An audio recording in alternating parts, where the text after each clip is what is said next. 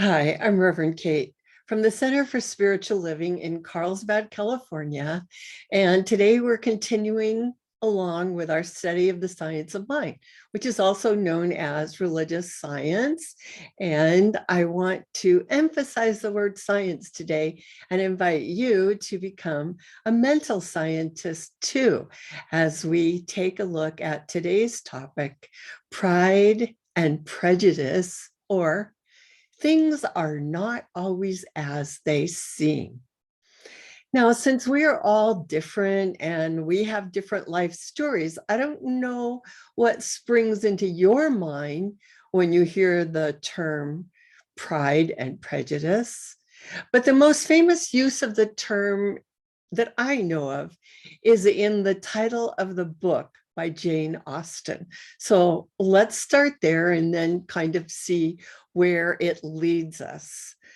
But before we go to the book, I just want to share with you that my mother, whom some of you knew, was an author and a teacher and a minister. She used to say, there is only one story, and that story is Cinderella.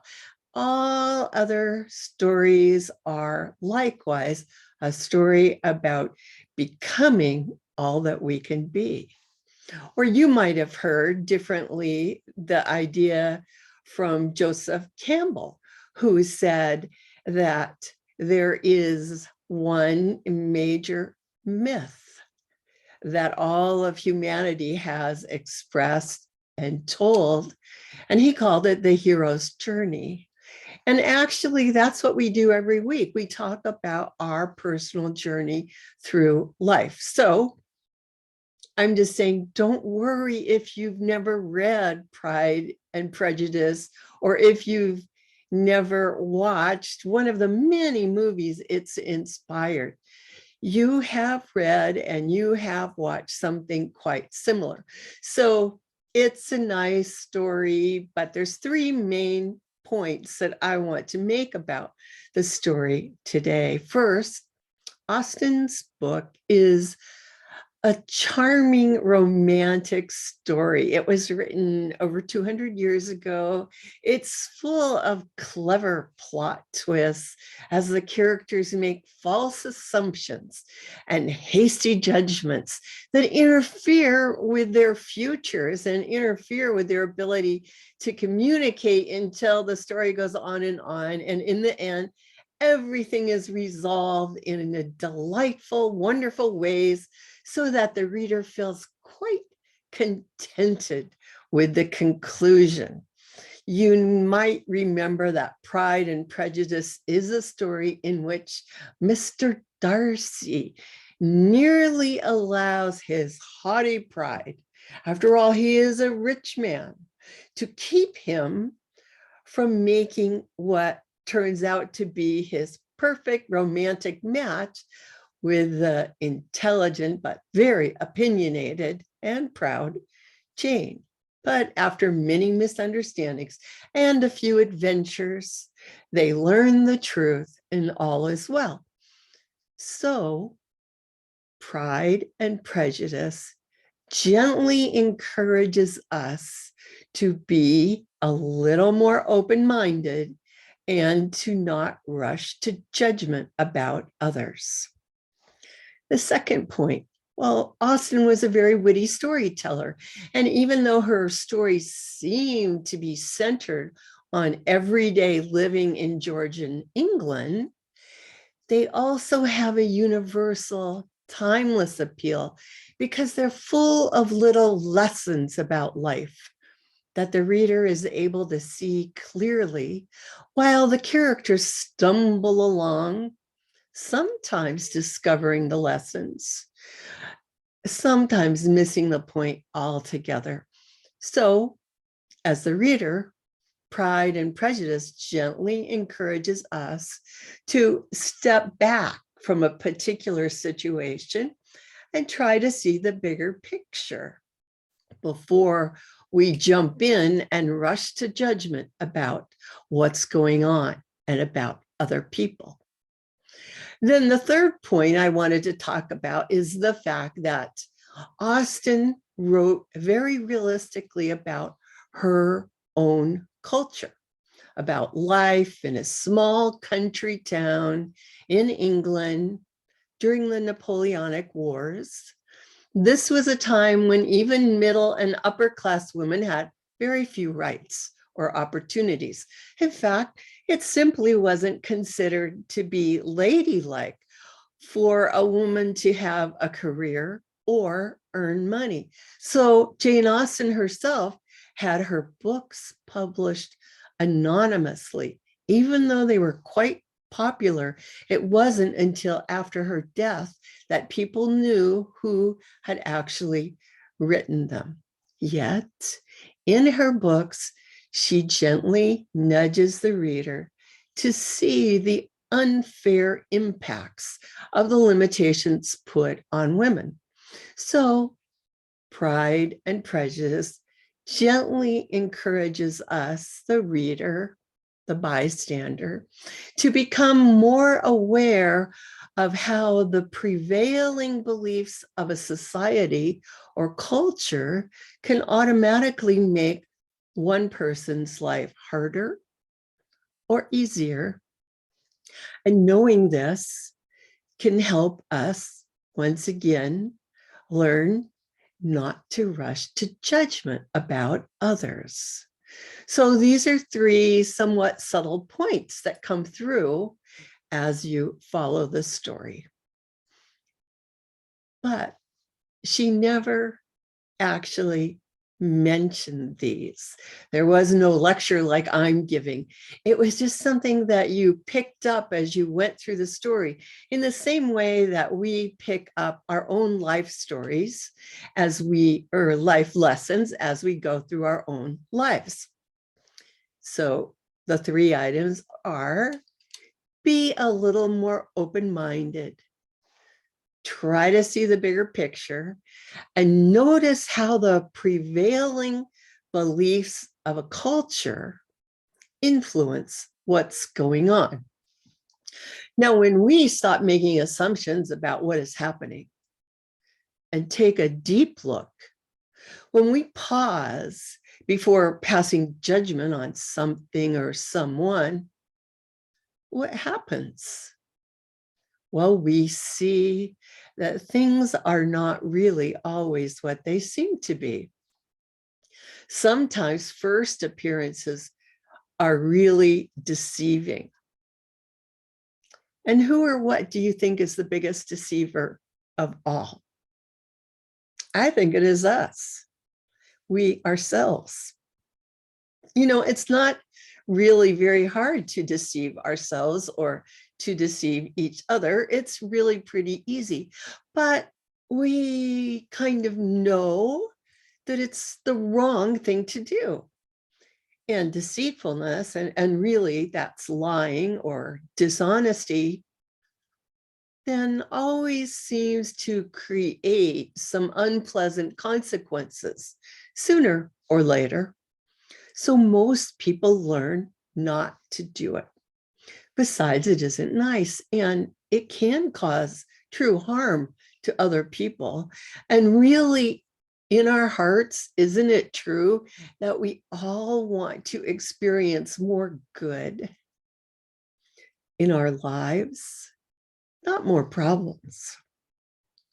True happiness is actually a great goal, and it's a good guide to follow when you are trying to figure out what to do next.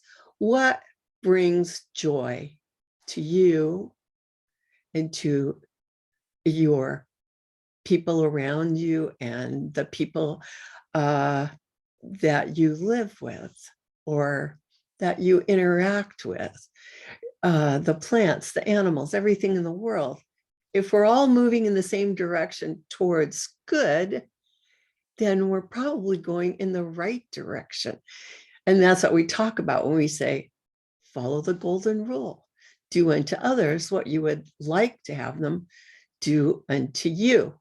And it's going to be a lot easier if you can follow the idea of being open-minded and looking at the bigger picture. Now, there is another kind of deception that can be a little more difficult to avoid. It's kind of as if we're deaf or blind to it, like we can't even notice it. There's a name for it, cultural bias, although I think instead of cultural bias, we might want to call it cultural blindness. That might be a better name. So back in the days when the book Pride and Prejudice was written, and women, like the characters in the book, simply didn't work, period. If they fell on hard times, they could maybe find a job as a governess or a seamstress or something else, but they would lose their social standing, period. That was just the way it was.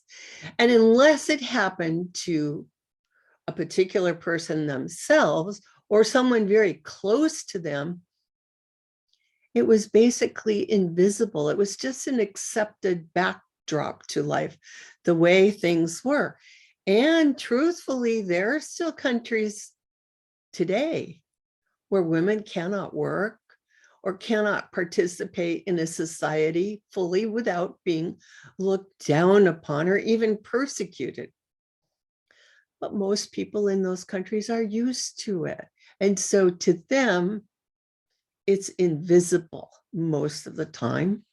Of course, people wake up, right? People become more and more aware of what's going on around them. And looking at our own past here in the United States, we used to have a lot of things going on that seemed pretty awful to us as a culture. Today, slavery, seizing land from the indigenous peoples, frontier-style justice, vigilante justice, rules that only allowed men who actually owned property to vote. So times have changed in a lot of good ways. In hindsight, you could say that our ancestors or our predecessors were blind to those injustices. Those injustices were just built into the culture. They just took them for granted. But old thoughts that linger on and cause actions that really don't measure up to our truth, these old thoughts can continue to affect our lives if we don't stop and actually take a look at some of those old background ideas and start discarding, getting rid of the ones that truthfully no longer serve us. And that brings up the next question. What are we blind to now? What is it about our culture or our ideas that we're not aware of? At Centers for Spiritual Living, which is the denomination that we're affiliated with, we say we have a shared vision of creating a world that works for everyone. Now, maybe your vision of what that might be like is a utopia. Or maybe it's just a place where there's an opportunity to make a decent living and live happily on a healthy planet. Your vision may be different from mine, but I have the idea that we share the vision that whatever it seems like in detail, there is a general inclusion of the idea of peace, of prosperity, of health, and of happiness. These are just basic facets of good. So if that's what we want, then what would we have to become aware of or let go of? What kind of old thoughts would we have to just allow to say goodbye to in order to actually make it true that we could have a world that works for everyone? Well, I'm going to say today that we would need to get rid of pride and prejudice. Now, I'm not talking about the kind of pride that is healthy self-esteem. I don't mean that. I'm talking about the false pride, the haughty or arrogant pride that people use to actually build a wall of separation, keeping themselves from being able or willing to reach out to other people. Pride, false pride, builds a wall around us, a wall that locks us in. Too much pride can stop us from reaching out for help or even just reaching out for friendship. Too much pride can keep us from allowing other people to share with us, to share their good with us. So, no, I don't need any help. I can do it myself. It's basically the idea of false pride, or no, you are beneath me. I am above, therefore I must do it myself. And the other thing, prejudice also builds a wall that locks other people out. In this way, I would say that pride is locking ourselves in, and prejudice is locking other people out, away. If we can't see that other people are, like us, children of the divine, brothers and sisters, united in the fact that we are made of the very same substance of God itself. If we can't see that, if we look at other people with prejudice and just see them as different, if we can't see the good in them, then we can't let them in. And this wall of prejudice is it's palpable. It may be invisible, but it's still very real.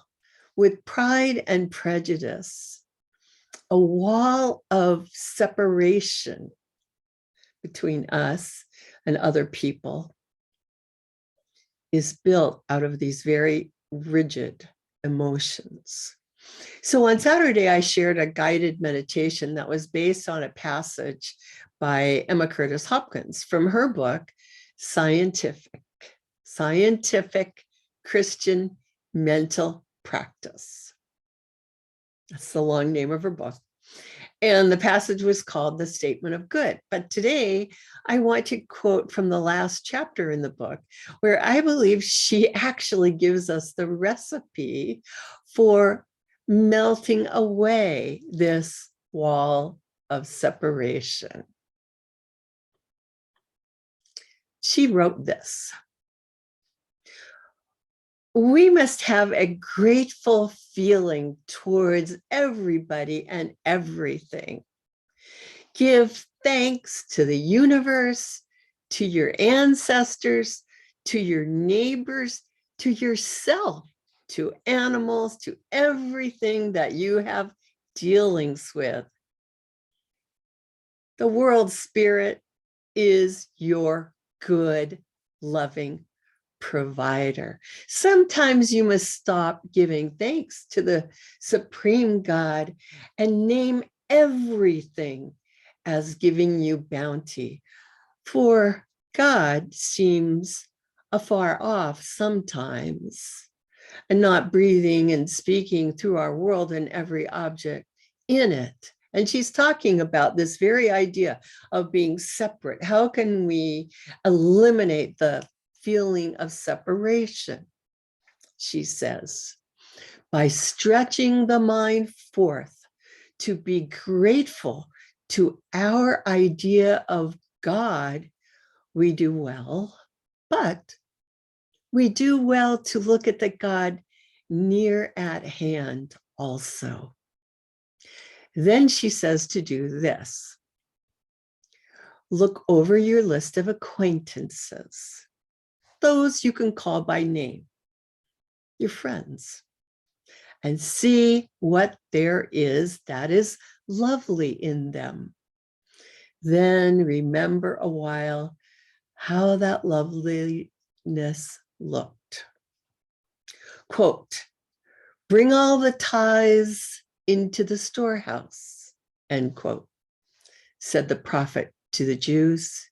If you gather all the beauty of one woman into your memory, all the smiles of one friend into your memory, and so on, you will have all the tithes in your storehouse.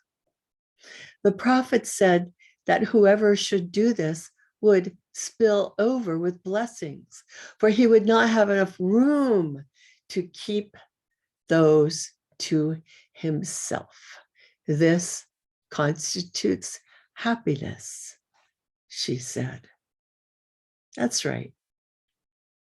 Giving thanks. Taking stock of what is good fills our life with happiness overflowing. And that's actually the same happy ending that the characters in Jane Austen's story were striving to obtain. It's the goal we all share. Happiness comes through giving thanks, through cultivating an attitude of gratitude and seeing the good.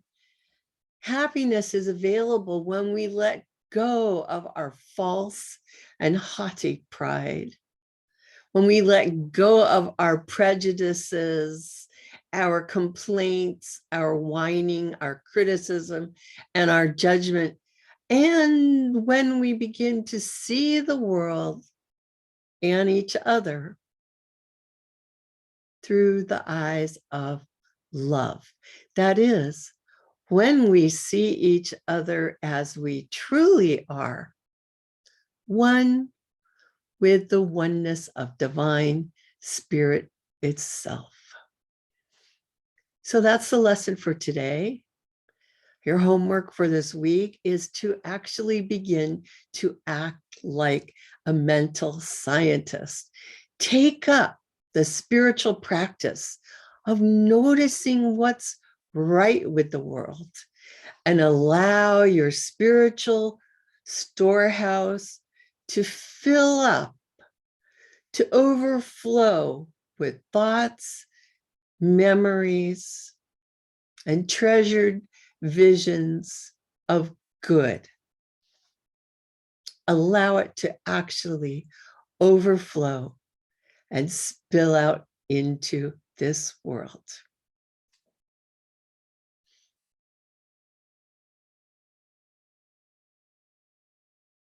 It's a world of good. Enjoy it. All blessings to you. Thank you.